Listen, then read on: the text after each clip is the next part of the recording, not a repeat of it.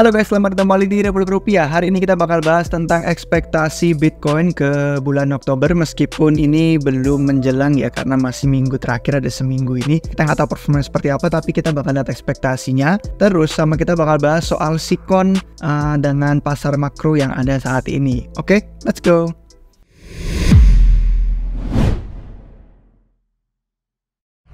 Baik guys, sebelum ke topik, kami ingin mengucapkan terima kasih untuk semua yang sudah bantu subscribe. Kita akhirnya sudah mencapai 150.000 subscribers. Jadi silakan ditunggu pengumuman lebih lanjut di channel YouTube ini. Nyalain lonceng notifikasinya biar gak ketinggalan. Sama ke medsos kami, follow sama join semua medsos yang kalian punya biar kalian gak ketinggalan info pas nanti kita undi hadiahnya. Oke, sekarang kita bakal lihat yuk. Dari yang pertama, kalau ngomongin soal ekspektasi harga Bitcoin bulan Oktober, kita itu bisa ngelihat monthly return yang sebenarnya menarik ya. Ini melacak returnnya Bitcoin tiap bulannya selama tahun itu dibandingin dari pas dia pertama kali lahir dan masuk pasar exchange yang bebas. Jadi kita bisa ngelihat sampai yang paling awal itu tahun 2013. Nah kalau misalkan kita ngelihat ya, bulan September yang hampir berakhir ini, masih ada 1 minggu, itu merupakan pertama kalinya kita bisa dibilang nggak negatif, tapi juga naiknya cuma 1,11%.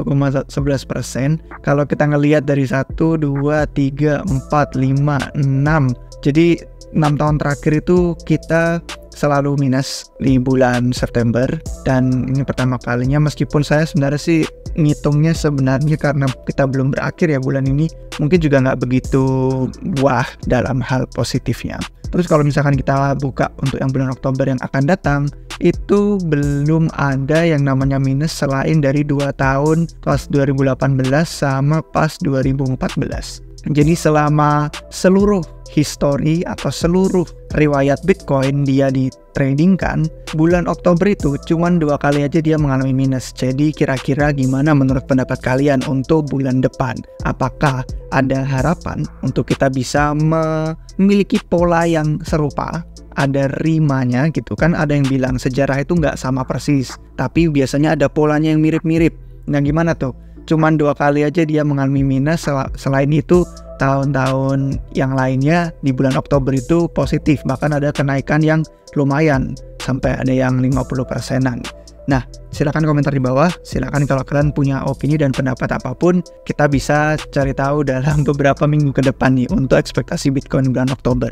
Nah, sekarang kita bakal lanjut yuk tentang ekspektasi di keadaan pasar makro, yang mana orang-orang biasanya sering menilai Bitcoin dari sisi makro juga di luar dari pasar kripto. Gimana sih keadaan keuangan global, ekonominya itu bagaimana? Nah, kalau misalkan kita mau bahas ini hari ini, kita bakal ada 4 artikel yang jadi referensi utama. Karena disclaimer, saya tidak pernah mengaku sebagai orang yang ahli makro. Saya bahkan sama sekali nggak tertarik dengan yang namanya mendalami makro tuh selain dari permukaannya aja. Dan itu juga saya dapetin inti-inti pesannya karena saya baca dari para pengamat makro, bukan karena saya paham. Jadi itulah kenapa kita pakai banyak referensi hari ini. Yang pertama itu artikel When the Lock Rolls Over. Terus yang kedua ini artikel dari Fed Amerika Serikat sendiri, yaitu Fiscal Dominance dan Return Zero Interest Bank Reserve Requirement. Nggak apa, nanti kita bakal bahas semua inti-intinya.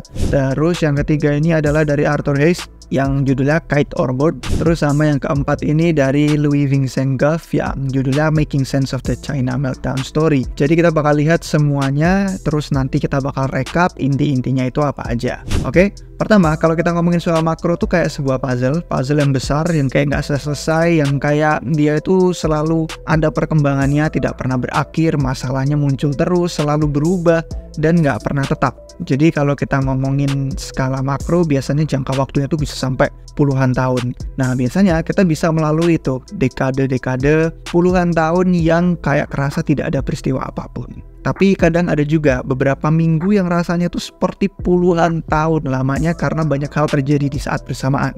Nah, para pengamat makro yang kita amati hari ini itu merasa kita deket sama periode yang seperti itu. Rasanya kayak akan ada sesuatu yang terjadi dan dunia itu kayak belum siap menghadapinya. Kebanyakan hasil dari lingkungan makro global itu ya karena ada hantu inflasi yang sedang menggentayangi dunia, yang diduga inflasi ini masih jauh dari kata beres. Nah, kalau misalkan kita lihat dari artikel yang pertama ini, yang When the Log Rolls Over, ini sebenarnya bahasannya ada kaitan perbandingan negara berkembang sama negara maju ya. Pasar berkembang itu seringkali menghadapi masalah yang lebih serius. Kayak modal itu lari keluar, terus mata uangnya menurun nilainya atau depresiasi, terus ada inflasi, ada suku bunga yang tinggi, terus bisa memperburuk situasi ekonomi mereka. Sedangkan kalau yang di pasar maju, kayak kita lihat itu mendapatkan manfaat yang lebih dari kembalinya modal ke obligasi pemerintah, terus itu biasa terjadi selama resesi, terus mengakibatkan suku bunganya jadi lebih rendah, lingkungan ekonominya itu lebih menguntungkan. Nah, cuman si penulis ini itu mengkhawatirkan kemungkinannya Amerika Serikat bakal mengalami yang namanya keadaan pasar kayak negara berkembang. Padahal aslinya dia tradisionalnya itu masuknya ya negara maju kan, AS ya nomor 1 kan. Nah, akibat faktor-faktor apa? Katanya yang dia bagiin itu defisit tinggi, terus korupsi, terus ketidakstabilan politik, terus penulis jadi ngusulin katanya keruntuhan pasar obligasi itu bisa memicu krisis yang berikutnya. Jadi mereka ngerekomendasiin, si penulis itu rekomendasi kalau mau investasi ke dalam aset yang keras seperti emas, uranium, atau tanah itu sebagai langkah untuk pencegahan krisis tersebut.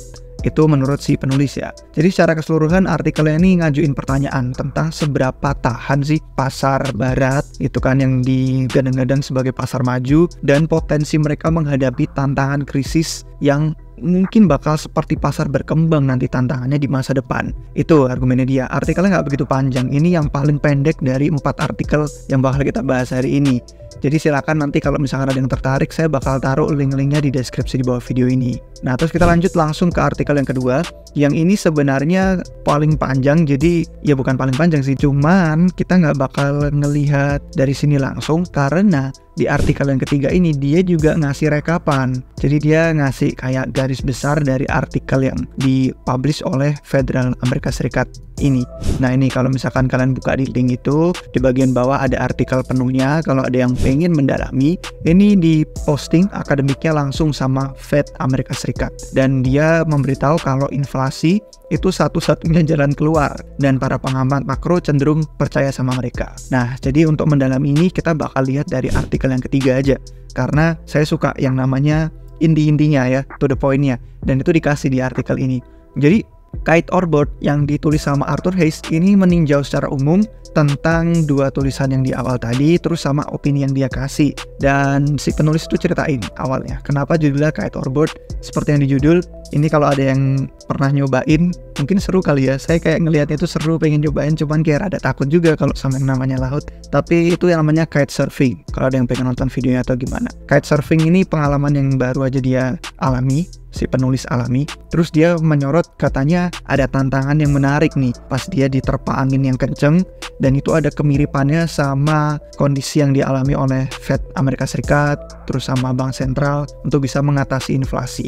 Dan dia berargumen waktu dia kite surfing itu dia belum punya latihan yang cukup untuk langsung ke laut bebas kena angin lepas. Terus dia membandingkan itu sama Fed AS juga yang katanya belum cukup latihan untuk bisa menghadapi inflasi. Dan argumennya katanya strategi tradisional yang udah biasa-biasanya nggak bakal berhasil untuk menghadapi iklim ekonomi yang sekarang.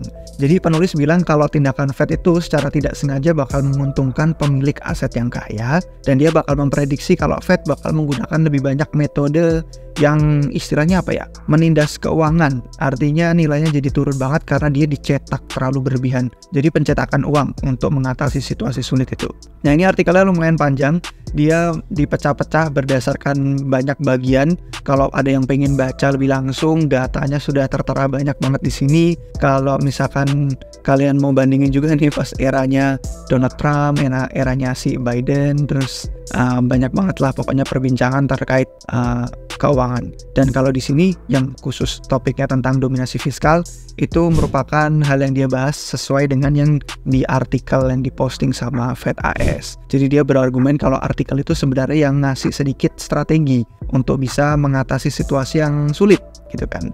Nah, kalau misalkan saya mau ringkas tulisan yang direkap oleh Arthur Hayes yang membaca postingan akademik Fed AS ini, kata dia, intinya adalah si penulis pengen nyimpan sejumlah besar uang tunai dan berinvestasi dalam yang namanya money market fund. Ini merupakan satu istilah yang sebenarnya saya sendiri juga kurang paham. Kalau ada yang pengen kasih pendapat bisa komentar di bawah untuk bantuin para audiens. Tapi yang saya dapetin untuk sisi uang tunai atau cash itu saya cenderung setuju. Karena biasanya memang di saat ketidakpastian ekonomi, cash is king. Uang tunai itu adalah raja, dimana kita bisa pakai dia untuk kebutuhan pribadi, nggak perlu takut kalau misalkan ngejual itu jadi nyari orang-orang yang pengen beli. Dan itu lebih aman, lebih liquid untuk menutupi biaya hidup tanpa jual aset-aset kita yang lainnya. Terus yang kedua, si Arthur Hayes ini bermaksud untuk mengalokasiin sebagian besar portofolio ke aset kripto, tapi khususnya Bitcoin, untuk mengantisipasi kalau aset-aset itu performanya bakal bagus. Kenapa? Karena ada lingkungan di masa depan nanti kalau misalkan beneran krisisnya terjadi, si Fed itu bakal kehilangan kendali sama pasar departemen keuangan AS-nya sendiri. Terus yang ketiga, si Arthur Hayes itu mengakui kemungkinan adanya koreksi pasar.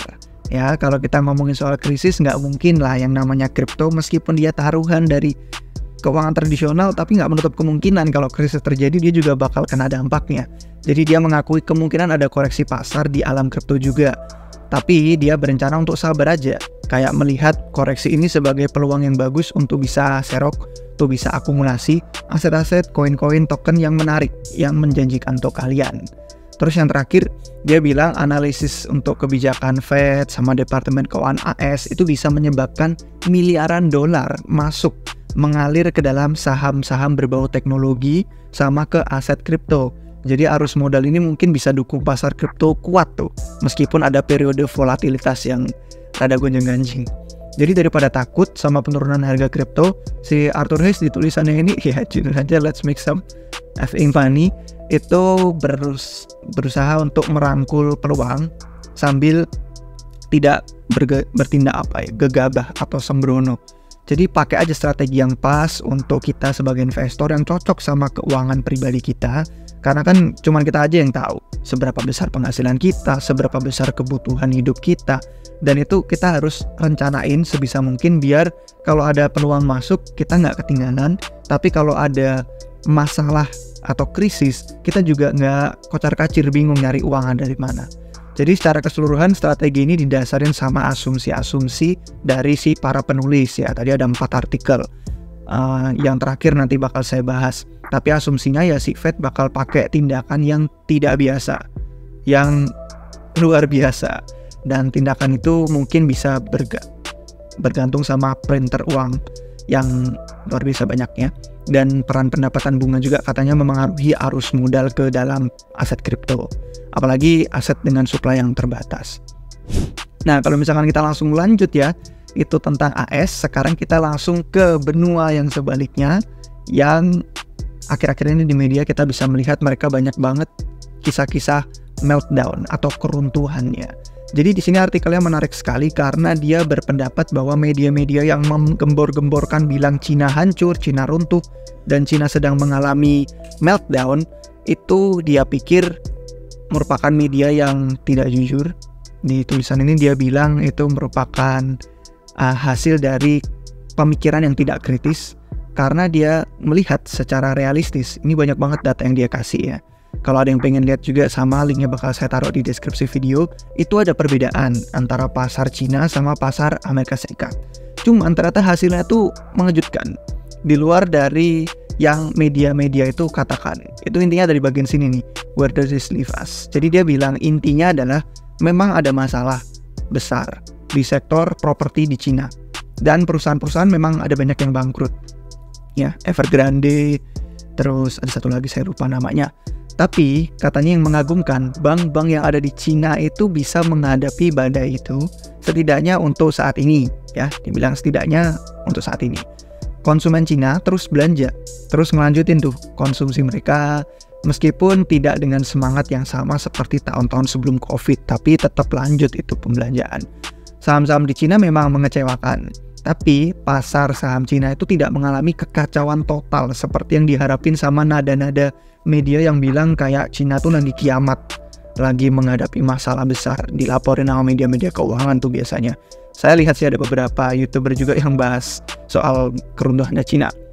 Tapi pasar komoditas itu tampak tidak terlalu khawatir dengan keruntuhannya properti di Cina, dengan kehancuran yang ada di sana. Dan imbal hasil obligasi pemerintah di Cina itu tetap stabil, tidak mencapai level rendah yang baru atau new lows gitu, enggak. Sementara itu surat utang Amerika Serikat malah yang terus melemah. Padahal imbal hasil obligasi di pemerintah Cina tetap stabil. Jadi apa sih yang bikin narasi-narasi media itu kayak negatif banget dengan yang namanya benua Cina, negara Cina? Apa sih yang bikin mereka itu kayak sangat membuat kisah ini luar biasa menakutkan? Ada argumen yang dibagiin sama si penulis artikel ini. Yang pertama adalah mungkin aja memang benar para jurnalis itu, pers-pers itu mendahului pasar, bahwa yang dia beritakan itu yang akan terjadi nanti di masa depan. Mungkin aja tuh benar. Tapi kemungkinan kedua adalah pers-pers ini cuma butuh kisah horor yang baru untuk menakut-nakuti orang, karena yang namanya COVID udah basi beritanya.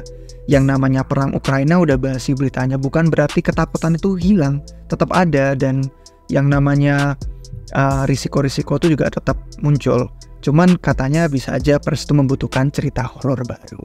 Terus yang ketiga adalah orang-orang itu cuman nggak berpikir kritis saja. Jadi mereka salah paham dengan hubungan antara kehancuran Cina sama kehancuran yang ada di obligasi Amerika Serikat. Dan dia di akhir bilang siapa tahu ini cuman pengalihan isu doang tuh, karena Amerika Serikat sedang diambang kehancuran dan dia cuman pengen mengalihkan isu aja dengan memotretkan Cina sebagai satu-satunya yang sebenarnya lagi dalam kondisi meltdown. Makanya di Amerika Serikat media-medianya kayak seolah-olah Federal Reserve, Departemen Keuangan AS tuh kayak tenang, semuanya dalam kendali, semuanya dalam kontrol. Itu sih opini dari si penulis artikel ini. Jadi itu semua merupakan opini dari para pengamat makro ya guys. Untuk 4 artikel yang saya sebutin, silahkan baca langsung di linknya aja. Kalau misalkan ada komentar, ada debat, ada opini atau apa, silahkan langsung bisa ngobrol di komentar. Ada yang mau gabung ke medsos juga boleh. Tapi intinya ini bukan opini dari saya, karena saya cuma membacakan aja tulisan-tulisan dari mereka.